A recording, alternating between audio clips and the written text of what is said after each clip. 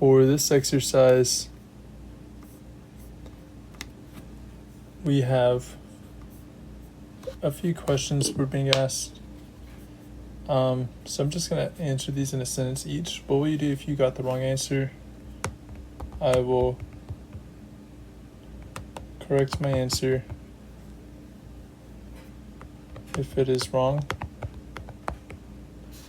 Will you stop or not? I will stop once I find a solution, unless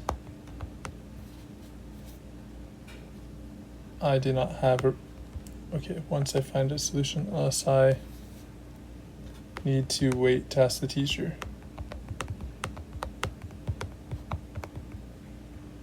What value did you possess?